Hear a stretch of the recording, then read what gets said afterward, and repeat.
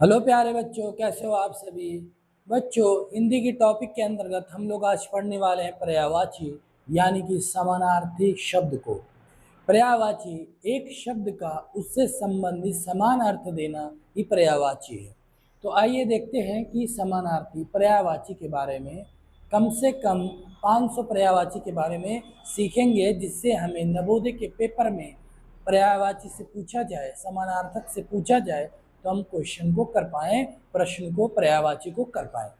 इससे पहले हमारे पास जो क्रिया विशेषण का पिछला वीडियो है उसमें छूट गया है थोड़ा सा, तो उसके बारे में हम लोग पढ़ लेते हैं। क्या छूटा है इसके बारे में, परिमाणवाचक क्रिया विशेषण के बारे में छूटा हुआ है। यानी कि मात्रा और परिमाण का बोध कराता हो वही परिमाणवाचक क्रिया विशेषण हो जाएगा। जैसे कि यहाँ पर लिखा हुआ, जो क्रिया विशेषण मात्रा या परिमाण की बोध कराए उसे परिमाणवाचक क्रिया विशेषण कहते हैं।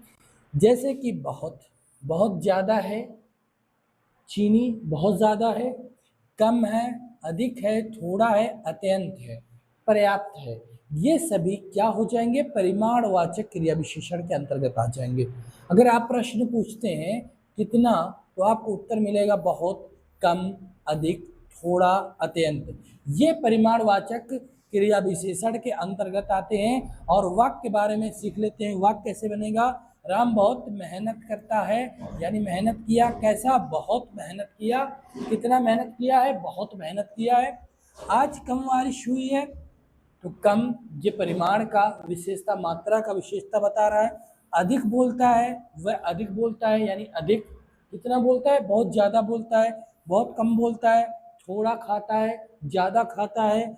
अत्यंत सुंदर है, बहुत ही सुंदर है, अत्यंत सुंदर है। तो ये हमारे पास परिमाणवाचक क्रिया विशेषण के अंतर्गत हो जाएंगे। आप यहाँ पर देखिए, विशेषण और क्रिया विशेषण में अंतर। यहाँ पर है विशेषण और यहाँ पर है क्रिया विशेषण। विशेषण में संज्ञा या सर्वनाम की विशेषता को प्रकट करते हैं, वहीं क्रिया विशेषण में क्रिया की विशेषता को बताता है। संज्ञा या सर्वनाम की विशेषता जो बताए वह है विशेषण, और क्रिया की जो विशेषता को बताता है, बोध कराता है, वो है क्रिया विशेषण। जैसे कि एग्जाम्पल के तौर पर देख लें कि सुंदर लड़की और मीठा आम। सुंदर लड़की, लड़की एक संज्ञा है जिसकी विशेषता ये है कि वह सुंदर है। आम कैसा है, आम मीठा है, ये आम की विशेषता ये है कि वह मीठा है, खट्टा है। तो मीठा हमारा, मीठा शब्द हमारा विशेषण हो जाएगा, सुंदर हमारा विशेषण हो जाएगा। वहीं पर क्रिया विशेषण की बात करें तो धीरे बोलता है, ये बोलने पर आश्रित है, धीरे, जो डिपेंड करता है कि धीरे बोलना है, तो क्रिया है बोलना, तो धीरे बोलना, यह धीरे हमारा क्रिया विशेषण हो जाएगा, क्योंकि धीरे ही हमारा विशेषता प्रकट करता है क्रिया की, तो ये क्रिया विशेषण हो जाएगा। फिर दौड़ता है तेज, तो तेज हमारा क्या हो जाएगा, क्रिया विशेषण हो गया ना प्यारे बच्चों। तो अब सीखते हैं हम पर्यायवाची के बारे में, एक एक करके पर्यायवाची के बारे में सीखते हैं और पढ़ते चले जाएंगे। लगभग 500 प्रश्नों का हम लोग पर्यायवाची सीखेंगे और मल्टीपल क्वेश्चन, बहुविकल्पीय प्रश्नों के रूप में प्रैक्टिस करेंगे।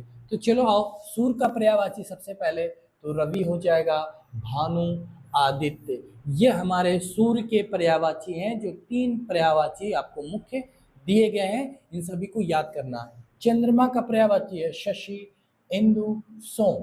फिर पृथ्वी का पर्यायवाची आता है, पृथ्वी का पर्यायवाची आता है धरा, वसुंधरा और भूमि, ये पृथ्वी के पर्यायवाची हैं। जल का पर्यायवाची सल, सलिल, तोय, ये जल का है, पानी का है, ये पानी का पर्यायवाची है।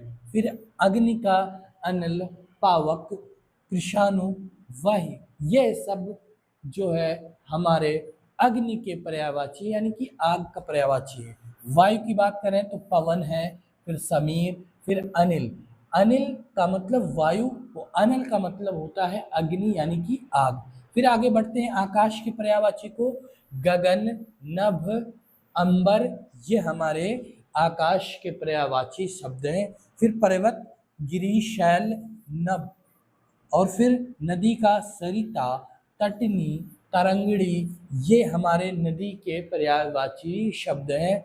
क्या है, तरंगिणी है, सरिता है, तटनी है, ये नदी के पर्यायवाची शब्द हैं। समुद्र का पर्यायवाची देखते हैं तो सागर, सिंधु, रत्नाकर, ये हमारे समुद्र के पर्यायवाची शब्द हैं।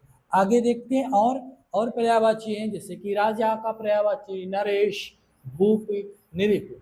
फिर रानी का पर्यायवाची महारानी, सम्राज्ञी और राज्ञी। फिर मित्र का सखा, सौहृद और मीत, ये मित्र के पर्यायवाची हैं, मित्र के पर्यायवाची। फिर शत्रु का देखते हैं अरि, दुश्मन, वैरी, ये शत्रु यानी दुश्मन के पर्यायवाची शब्द। गुरु का है आचार्य, शिक्षक, उपाध्याय, ये गुरु के एक पर्यायवाची शब्द हैं। फिर विद्यार्थी का पर्यायवाची छात्र, शिष्य, शिक्षार्थी, ये सभी विद्यार्थी के समानार्थक शब्द हैं। यानी आप इसको छात्र कहें या विद्यार्थी कहें, शिष्य कहें या विद्यार्थी कहें, शिक्षार्थी कहें या तो छात्र कहें, एक ही बात है। इसी को कहते हैं समानार्थक शब्द। फिर पुत्र का आता है सुत, तनय, आत्मज, ये हमारे पुत्र के पर्यायवाची शब्द हैं। फिर हम लोग पुत्री के बारे में देखते हैं।